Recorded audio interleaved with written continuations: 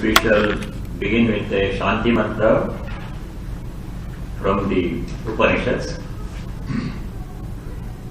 Om Bhadram Karne Vishrunayama Deva Bhadram Pashye Makshaviryajatra Sthirairangai Stushtuvam Sastanubhi Yashema Devahitam Yadayuhu Swasti na Indro Vriddashrava Swasti na Pusha Vishwaveda Swasti Nastarksho Arishtanemihi Swasti no Bragaspati Dadatu Om Shanti Shanti Shanti.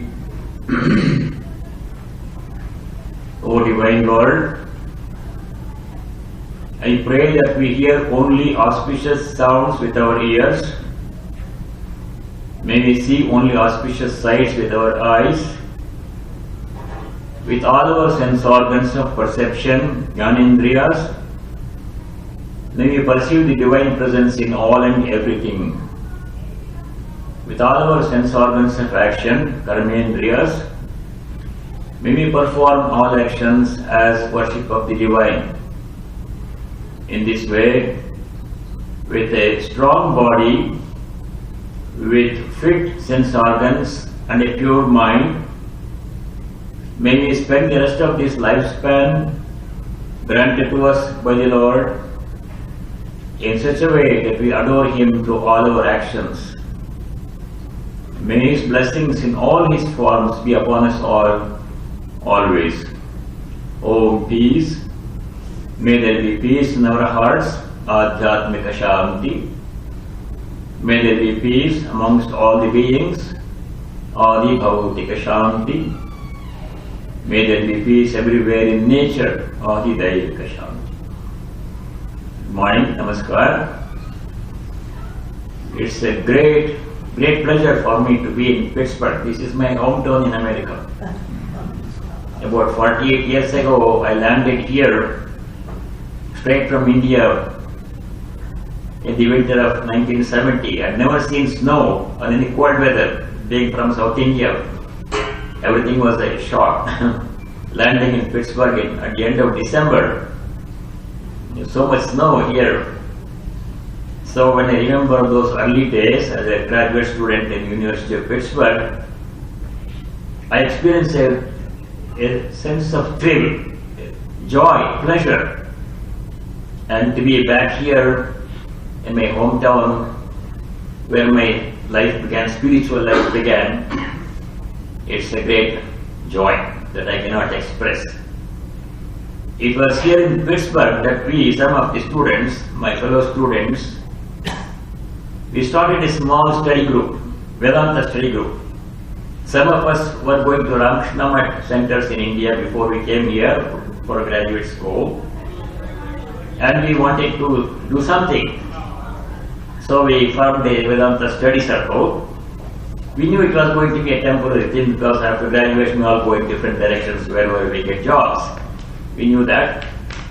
And we were given a small room in the Student Activity Center in the University of Pittsburgh, where we would meet every Monday evening, chanting the Arati, Ramakrishna Arati, Khandana Bandhana, studying the Gospel of Sri Ramakrishna, and talking about Sri Ramakrishna, Swami Vivekananda and his teachings, and inviting Swamis as much as we could from different centers to come and give talks here in Pittsburgh.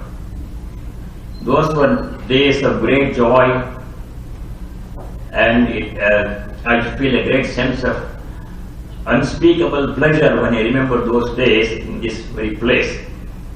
At this time, this temple was not here. There was the Hindu Jain temple. At that time, it was only temple. And so many things happened, which we need not go into right now. And then this temple started. This temple was inaugurated in 1976, I think. By the time I had finished my studies and I had moved on to Buffalo, where I got a job in State University of New York, so those things happened.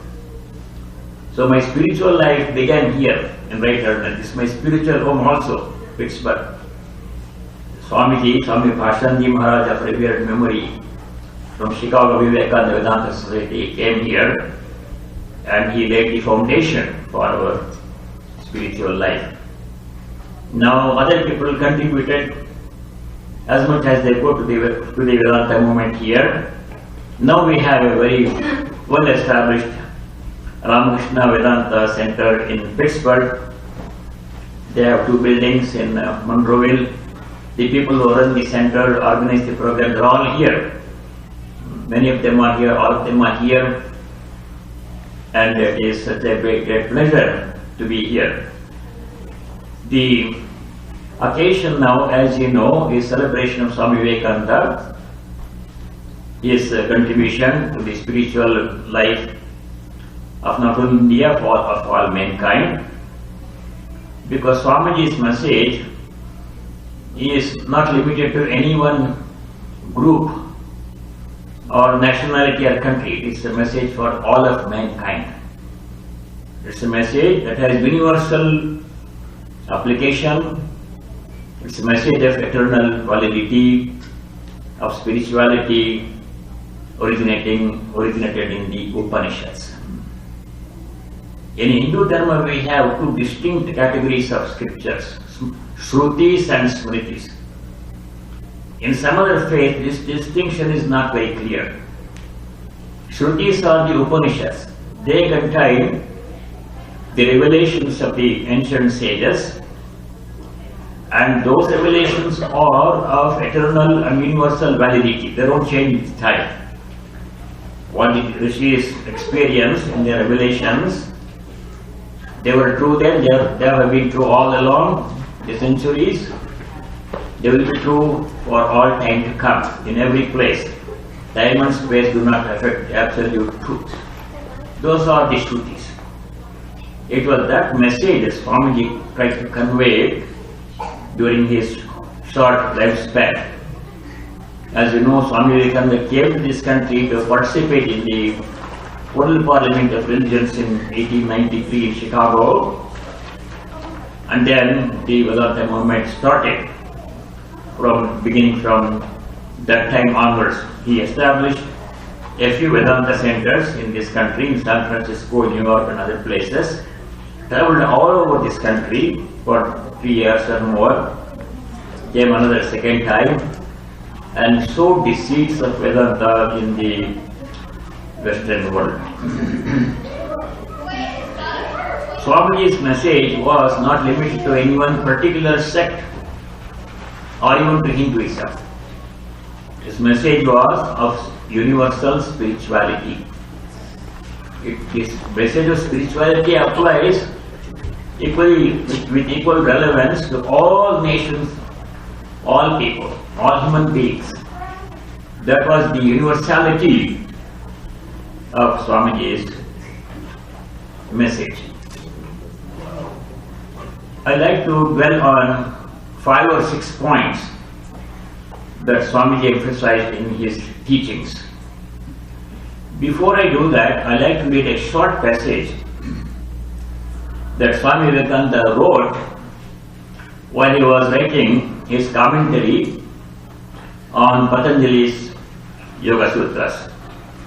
Most of his works, complete works of Swami Vivekananda, they are mostly transcription of his lectures, but some things he himself wrote.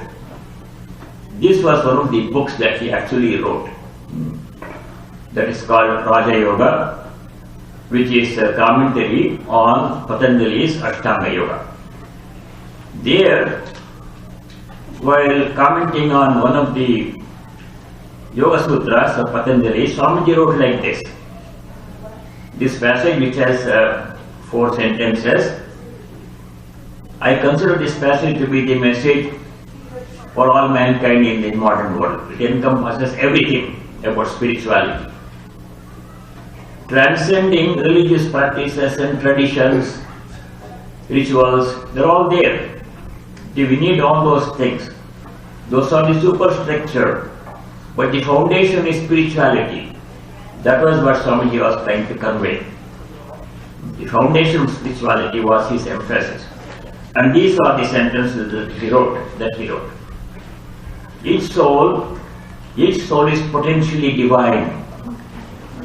The goal is to manifest this divinity within by controlling nature, external and internal.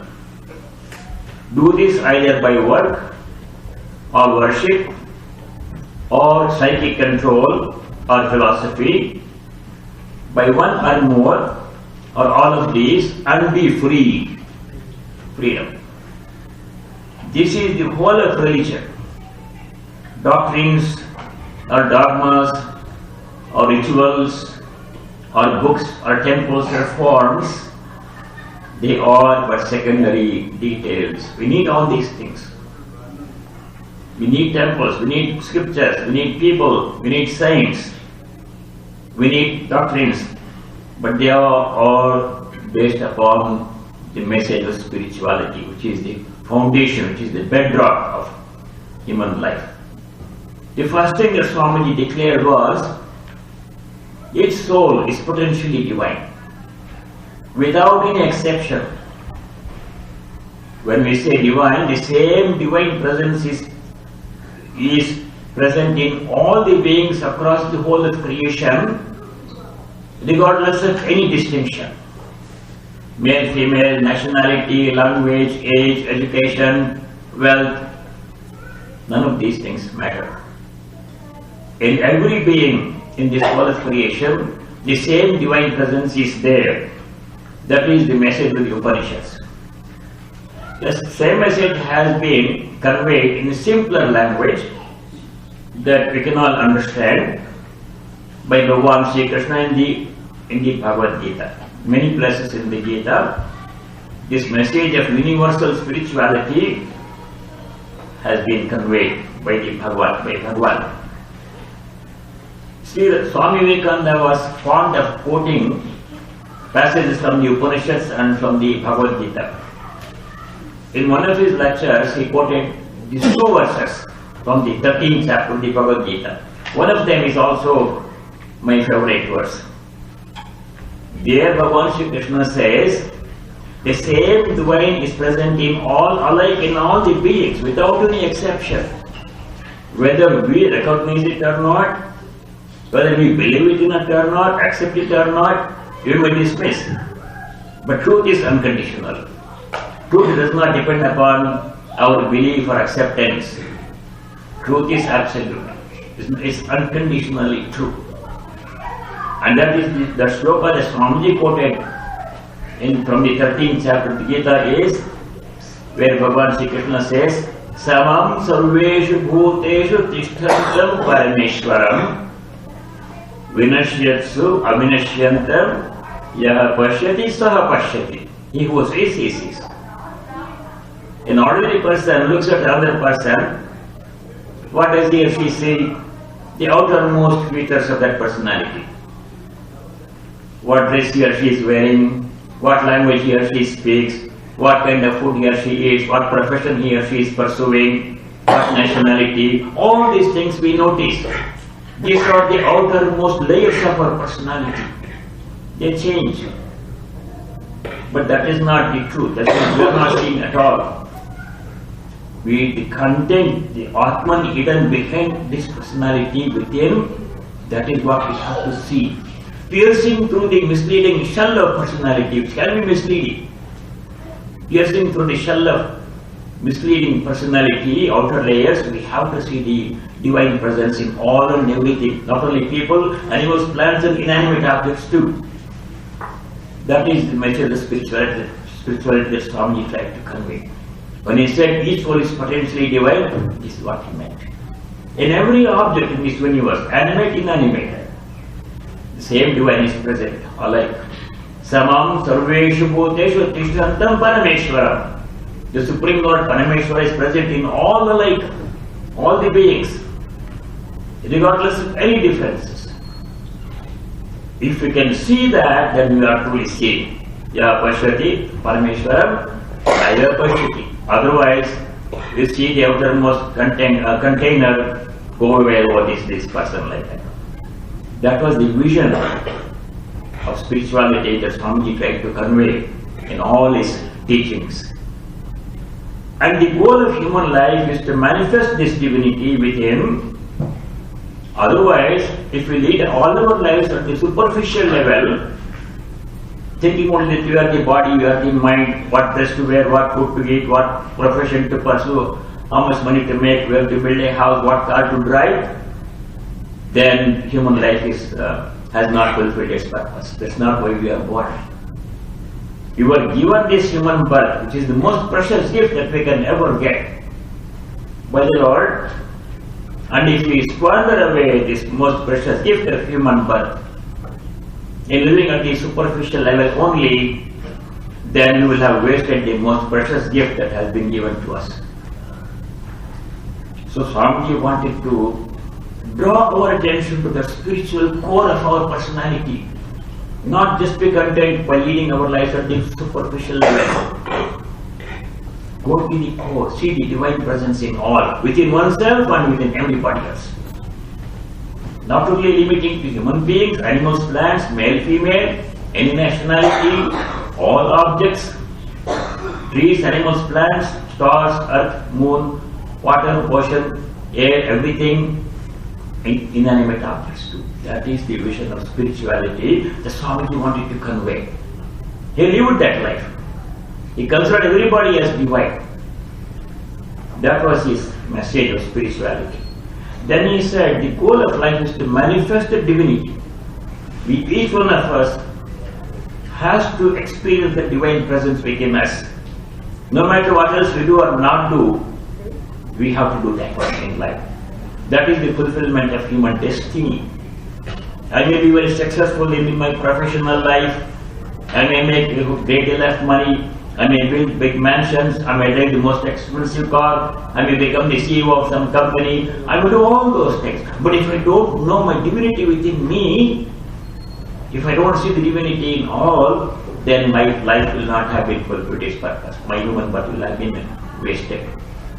That was the goal that Swamiji set for all of us. The goal is to manifest the divinity within oneself or in everybody else. How to accomplish this goal? Swamiji said, do this either by work or worship or psychic control, Raja Yoga, or philosophy, Jnana Yoga, by one or more, or all of these and be free. Total freedom means knowing our divine nature. Otherwise, we will be bound by the limitations of the body and the mind. So Swamiji set the goal for all of us.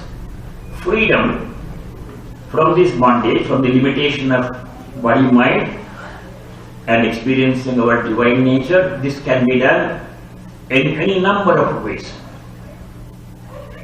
Sri Ramakrishna, his teacher, he said, there can be as many paths to the same goal as there are seekers. Jotomot, Totopat.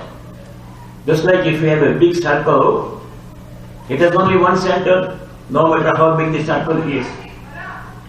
And along the circumference there may be innumerable number of points, infinite number of points are there along the circumference.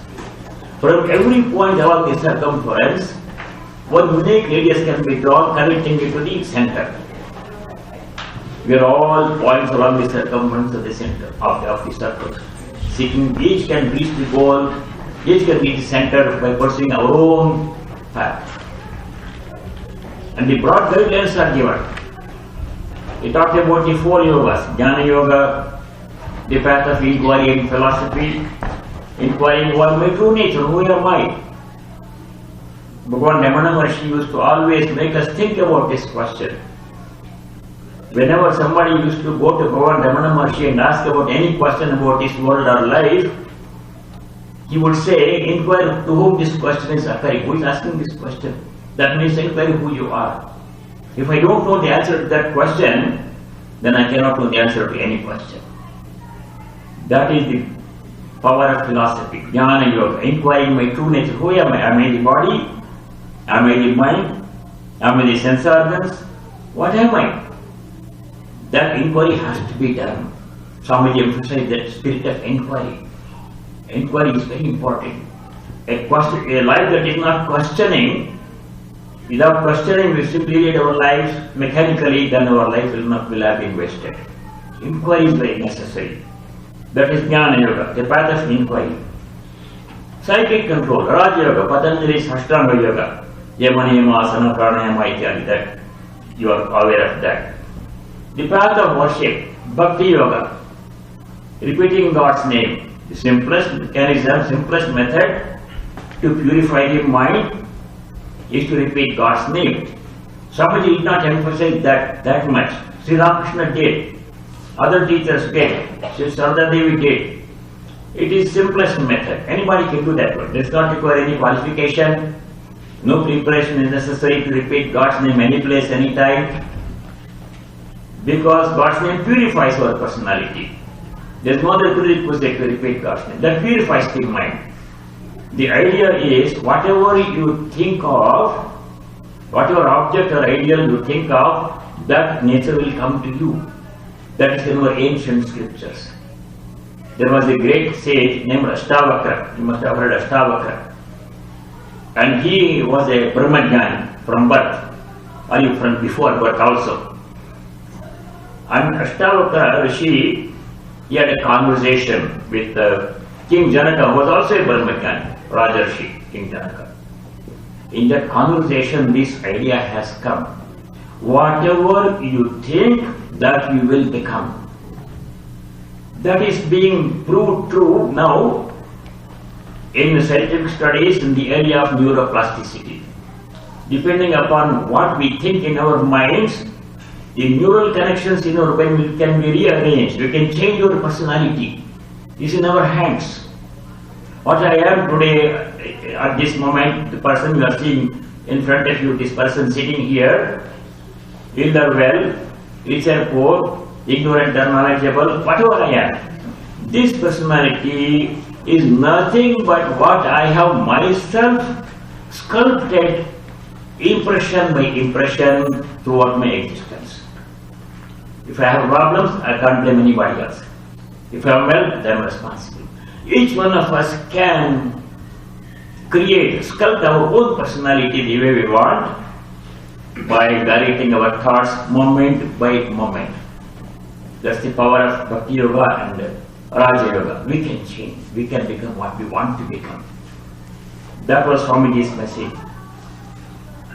Or by service, Karma Yoga. Swamiji emphasized a great deal on this aspect of service. He wrote a poem called The Living God. It only has 4 stanzas.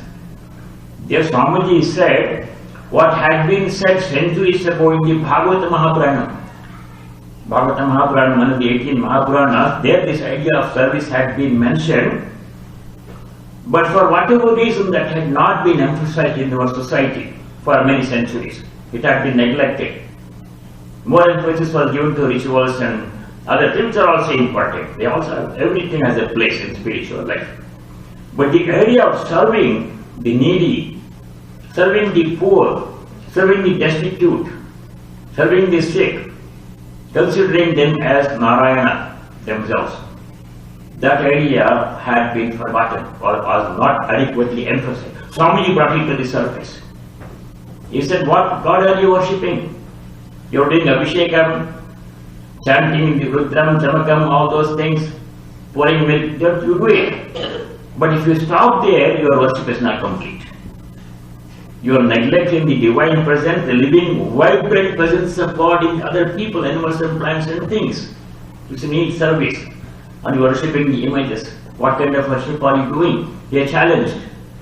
He challenged that one. So he emphasized this area of service. We will come back to that a little bit later. There are 4 sentences in the Taittiriya Upanishad, the Shikshavalli. The graduating class, the teacher was addressing the graduating students. The teacher gives a number of instructions.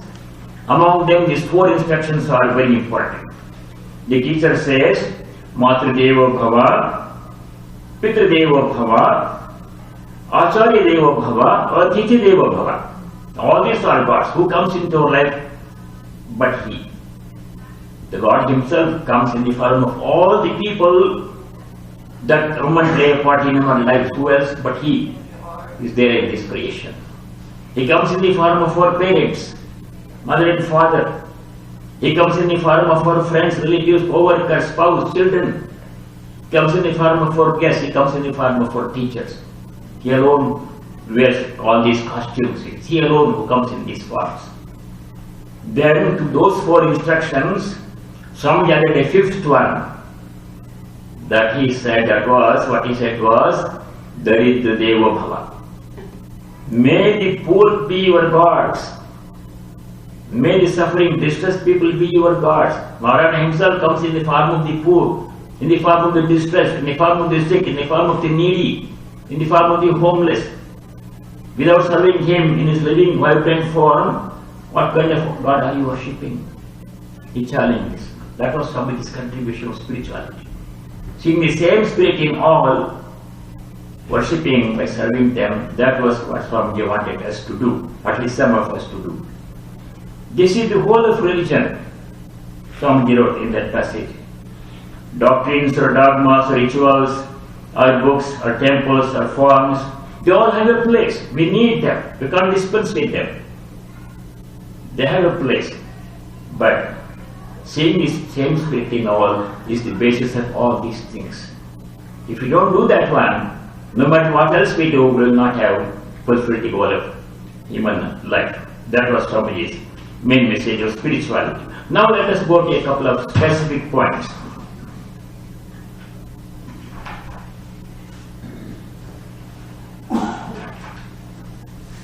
One thing that this message of spirituality means seeing the same divine presence in all without any exception.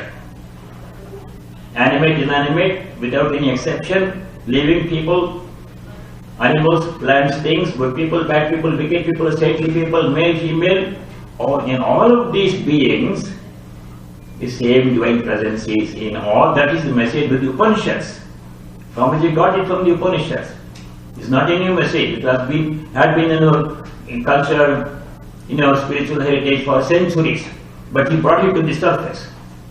Some of us had neglected it. That was for Swamiji's contribution. So, spirituality, among other things, confers fearlessness. Fear is the great enemy of human being. Fear is the obstruction to all progress. Swamiji emphasized the virtue of fearlessness. He himself had no fear. Many people, everybody has some fear of something or other, but only a handful of people are totally fearless. Swamiji was one of them. Absolutely no fear. No fear at all. Why? What are you afraid of? Afraid that the body will go away? That will go away. If the dhoti goes away, I am not worried, I am not afraid that one. I'll put another dhoti. The body is like a dhoti, it's a garment. That's what Sri Krishna says in the Bhagavad Gita. What is the body? It's merely a garment that the Atma is wearing. And the Atman, what fear do I have? Swamiji asked. So, spirituality means fearlessness. Religious practices are done out of fear. And that's not true religion. Fear is based upon ignorance and superstition. True fearlessness comes from knowing that there is only one divine spirit pervading all the beings. Swami Vivekananda, even as a child, he was totally fearless. There is a story, it's a real event that happened when he was a child. Many children were playing in the neighborhood in somebody's garden, climbing the trees and creating havoc. These are 5, 6, 7-year-old boys. And the owner of that house, he wanted to scare away these boys. And he said, don't climb this tree because there is a ghost sitting on the top of the tree. If you climb the tree, the ghost will catch hold of you. He said like this to scare away the boys. All the other big boys became afraid that he didn't go near the tree. Swamiji Narayan, he climbed the tree. Other boys were saying, what are you doing? There's a ghost in it. What ghost? Let me see. The boy climbed the tree, shook the branches. Where is the ghost? Other boys were afraid to go near the tree, but Narayan was not. From that childhood onwards, Swamiji was a fearless soul. No trace of fear in his mind. When he was traveling in this country, so many difficulties arose. There were no modern facilities those days. No reception committee was waiting for him when he came to this country. He had to go through a lot of difficulties, no place to stay, no money, and travel was difficult. But he was brave, courageous, enormous strength was.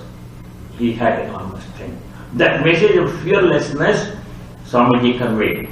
That was one of his main points in his teachings. Second point about Swamiji's message of spirituality is there is no room for superstition and blind practices without knowing the significance of these practices. Hinduism is steeped in superstition. It was at that time. Based upon ignorance and meaningless and unquestioning adherence to certain beliefs and practices without knowing the significance. How many times you have to wash the utensil, tamarind, before using it for puja, all those things.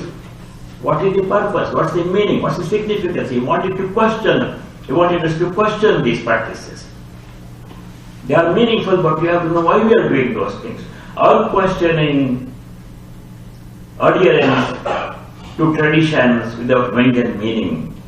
That's Swamiji did not like. It thoroughly described as superstitious practices. Spirituality is not same as meaningless religious orthodoxy. Don't touch this one, don't touch that one. If you touch this one, I have to take bath again. What kind of religion is that? What kind of spirituality is that? Does Atman have any muddy? The term muddy, we know something, people know that one. Can Atman be made less muddy or more muddy? What is this spiritual? What is this superstition? Swamiji questioned. One thing that Swamiji did was to make us question everything. Unquestioning, blind adherence to certain things, which some of the people tend to do, that he did not like. Question everything, understand the meaning, understand the significance, then you do it. Then it becomes more meaningful, more effective. The third thing that Swamiji emphasized was the message of strength. No room for weakness in spirituality. Religion must make us strong. Religion must not make us weak. In the Bhagavad Gita, Bhagavan Sri Krishna talked about so many different paths. He talked about Karma Yoga, Bhakti Yoga, Jnana Yoga, Dhyana Yoga, all those things he talked about in 17 chapters. First chapter was Arjuna's all, Arjuna Vishada Yoga. What was the very first thing that Sri Krishna said to Arjuna when he began speaking? Before he talked about Karma Yoga or any other yoga, Bhakti Yoga or anything, what was the very first thing that Sri Krishna said when he opened his mouth to speak to Arjuna? Message of strength. In the second chapter of the Gita, beginning verses 2 and 3, when Bhagavan begins to speak, he questioned Arjuna, Kudastva Kasmalamidam Vishame Samupasthitam Ananidustam Aswargyam Akirtakaram Arjuna. Oh Arjuna, from where this weakness has come upon you at this critical juncture? In the middle of the battlefield, when you are supposed to manifest your maximum strength, prowess, for which you are known. If an ordinary person looks at the 18 divisions of the Kauravas and runs away, then it's understandable, but not Arjuna. Is the unbecoming of you, known to be a great hero. From where these weaknesses come upon you? Kudastva Kasmanamidam, Vishame Samapasthitam, Anari Dushtam, unbecoming of a person like you, noble person like you. Akirtikaram Arjuna, Klebyammas Nadama Partha. O Partha, don't yield to this weakness. Klebyammas Nadama Partha, Vishame Samapasthitam. This is unbecoming of you. Shudra Mudya Durbalyam Taktva Uttishta Parantapa. O Parantapa, one who can squash the enemies, squash the foes. Parantapa, you have that power. Give up this faint, unbecoming, faint-heartedness. Shudra Mudya Durbalyam Taktva Uttishta Parantapa. Stand up and fight. Arjuna had lost his confidence. Sri Krishna told him to stand up and fight. That was the very first thing that Bhagavan Sri Krishna said to Arjuna before talking about all the philosophy, Kshetra, Kshetrajna, all those things came much later. Strength is the message. Swamiji caught hold of that idea, strength. In the name of religion, we have become weak. Weakness has no place in religion. Weakness has no place in spirituality. Strength. With strength you can achieve anything. Weakness is death, strength is life, Swamiji said. That was an important message of spirituality that Swamiji emphasized throughout his teachings.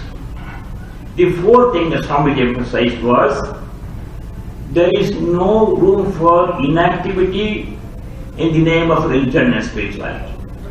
People have become inactive. We don't have to do anything, God will take care of everything. That is not religion. Activity, not inactivity, Swamiji emphasized. Swami Vivekananda encouraged activity, selfless activity, and strongly discouraged inactivity in the name of religion. In the Bhagavad Gita, Sri Krishna often emphasized the importance of activity. Karma, not akarma.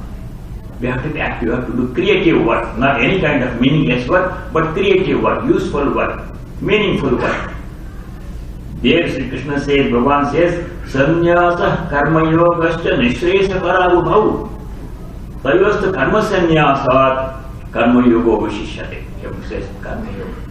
Activity, meaningful activity, selfless activity, done with detachment, without any expectation of result for one's own benefit, without expecting glory and fame and name and reward. Selfless service. That was what Swamiji emphasized.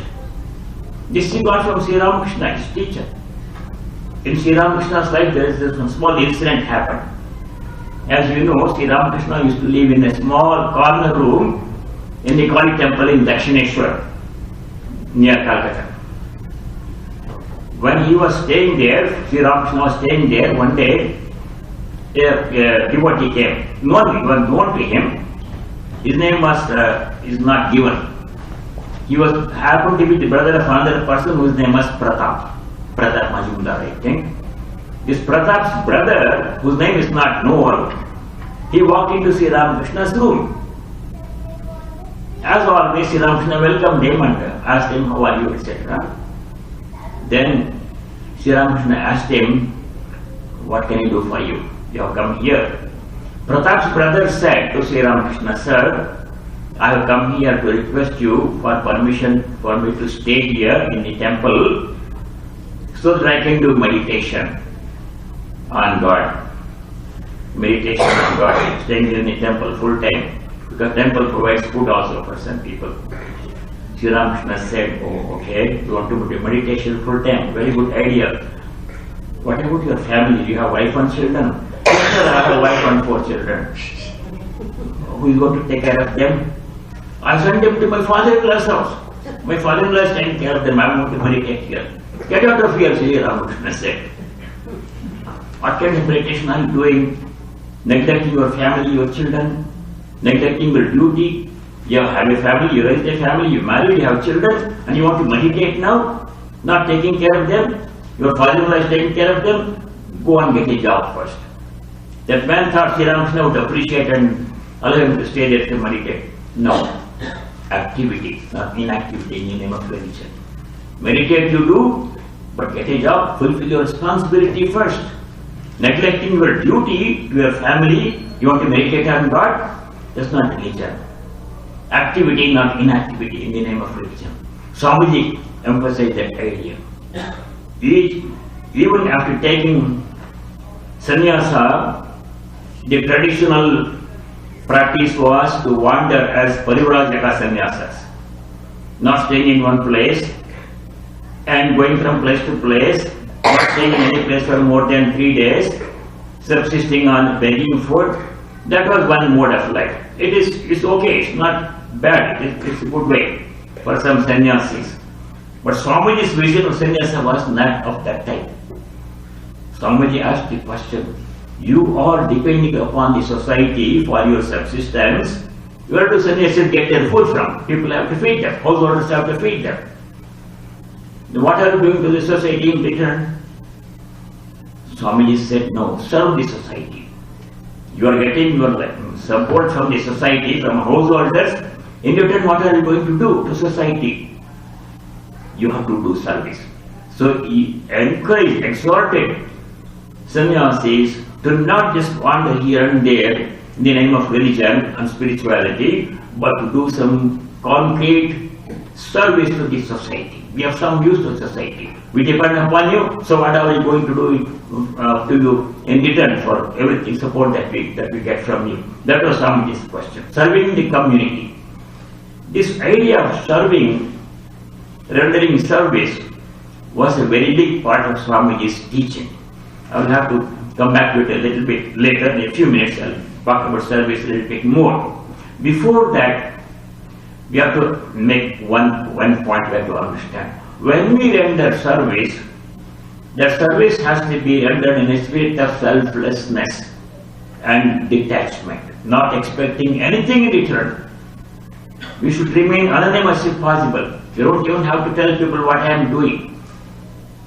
When we give some charity, we don't have to do it in a public way, standing in a square, telling everybody, look at me, I'm giving charity to this donation to this charity. Not that way. What the right hand gives, left hand is not done. Service has to be done discreetly, not for publicity, not for name, not for fame, not for reward, not for seeing my name in the Wall Street Journal or New York Times. Quietly, discreetly. As described in the Bhagavad Gita, spirituality means serving the needy, serving the poor, serving the destitute, serving the homeless, nicely, sincerely, selflessly, without expecting anything in return for our service. Swamiji emphasized serving the needy, the sick and the poor and others in distress. Such service should be considered as important as doing one's own personal sadhana, spiritual practices. With this in mind, with this idea of rendering service to society in mind, Swamiji started these twin organizations. Two sister organizations. One is called Ramakrishna Matham, spiritual monastic organization where monks are trained. Brahmacharis join and become monks, training is given to them. There is Ramakrishna Matham. But that's only part of the organization. The second part is called Ramakrishna Mission, which is service organization. Today in the Ramakrishna Mission, umbrella of Ramakrishna Mission, dozens of hospitals, dispensaries, schools, orphanages, hostels are all being run by the Ramakrishna Mission. Thanks to the support given by all the people like you here. That is service that sannyasis have to render. This idea of serving the needy, the poor and the sick and the destitute, Swamiji got from his teacher Sri Ramakrishna. When the incident happened like this, Sri Ramakrishna and a group of other disciples, along with Mathurnath Bishwas, was the owner of the Kali temple, son-in-law of Rani Rasmani who built the temple, they were all going in a group on a pilgrimage to holy places. In one of their stops along the way, near a temple, Shiva temple, Sri Ramakrishna noticed that a large number of beggars were sitting there in front of the temple. Some of them had no hands, some of them had no legs, some of them had no eyes. They were all holding a begging bowl. They were hungry, they were poor, they didn't have proper dress, they didn't have proper food to eat. They have not taken bath in many days. Lot of them, quite a large number of beggars were sitting in front of the temple. Then Sri Ramakrishna's heart melted. What God are we going to worship at this temple? God is here, right here, sitting there in the form of these numerous beggars. Neglecting the divine presence in these, what temple are we going to worship God in? What God are we going to worship? He told Mathur Babu, the leader of the group, please arrange a meal for all these beggars, give them some clothes, give them some money. The leader, Mathurnath Bishwas, he reneged, he hesitated because a lot of people were there, beggars, not one, many, dozens of beggars were sitting there. To feed all of them will require a lot of resources and time also. They have to continue their pilgrimage. But Sri Ramakrishna said, if you don't do it, I am not going to go any further. He sat down, Sri Ramakrishna sat down among those beggars as one of them, in the midst of them. He said, I am not going to get up from here unless you feed all these beggars. Then Madhumati was arranged a meal for all of them. That is what Sri Ramakrishna said. Neglecting the divine, living, vibrant presence of God in the needy, in the poor, in the substitute, in the destitute, in the old, in the sick. What God are you going to worship? In the temple, in the image. Worship this God. He is not on the right side, sitting right in front of you in the form of this beggar. That was how Swamiji Vivekananda got the message of service from Sri Ramakrishna. One more thing happened. One day, Sri Ramakrishna casually asked Swami, at that time was Naresh, not yet Swami Vivekananda, Naresh, what is the highest ideal that you want to achieve in your life? Sri Ramakrishna asked Naren, his disciple. Naren, who later became Swami Vivekananda, he said, Sir, my ideal in life is very plain and simple. I would like to be eternally immersed in Nirvikalpa Samadhi and to enjoy the bliss of oneness of the individual with the divine, with the absolute, and to continue this experience of enjoyment of spiritual oneness. I would like to come out of it for a short while, have something to eat to sustain the body and go back into Samadhi. That's what I want to do, Naren said. He thought Sri Ramakrishna would appreciate that highest goal. Nirvikalpa Samadhi, highest thing that we can think of, what can be higher than that one? That was Naren's thinking. Instead, Sri Ramakrishna rebuked him. He called him a petty-minded fellow. Dina Buddhi, Sri Ramakrishna scolded Naren about saying that. He said, Naren, I thought you were made of better stuff than that. Sri Ramakrishna said, I did not know that you were so selfish and mean-minded. Nirvikalpa Samadhi for yourself. You have to have a bigger goal. That's for ordinary people. You are cut out of a different metal. You are made of different stuff. You have to fulfill a much bigger goal than achieving Samadhi for yourself. What greatness is there if you achieve Samadhi for one person? Sri Ramakrishna said, you are so concerned with your own salvation, your own joy. I thought you would be like a huge banyan tree, and under your shade thousands of travel-weary people will rest. In your branches thousands of birds will make their nest, and you will be a great source of inspiration and support to the world. But now you tell me that you are only interested in your own Nirvikalpa Samadhi, in your own enjoyment, and you are thought that you are so mean-minded. The goal of Nirvikalpa Samadhi is for ordinary people. That is the highest that we can think of, that is the highest that we can achieve. But for a great soul like Swami Vivekananda, that was not the goal. His goal, his mission in life was to spread the message of spirituality and help thousands of people for generations to come to achieve that goal of Nirvikalpa Samadhi. What greatness is there if I reach myself Nirvikalpa Samadhi? For me it is the highest thing that I can think of, but not for Swamiji, not for Naren. He was brought here for a much bigger purpose, for a much bigger mission. Swamiji's mission was to lay the foundation of spirituality for generations to come. Generations of people have to achieve Nirvikalpa Samadhi, have to fulfill the goal of human destiny. That was why he was brought into this world by Sri Ramakrishna. That was Swamiji's goal of life, message of spirituality. And Swamiji made that his mission in life. I'll read one passage before I conclude. In one letter, Swamiji wrote like this: May I be born again and again and suffer thousands of miseries so that I may worship the only God that exists, the only God I believe in, a sum total of all souls, and above all, may God the wicked, may God the miserable, may God the poor of all races, of all species, is a special object of my worship. What God are we going to worship? He asked. Worship the poor. God is present in them. Narayana is there in the poor, in the wicked, in the sick, in the destitute, of all races. Not only people, animals and plants and things too.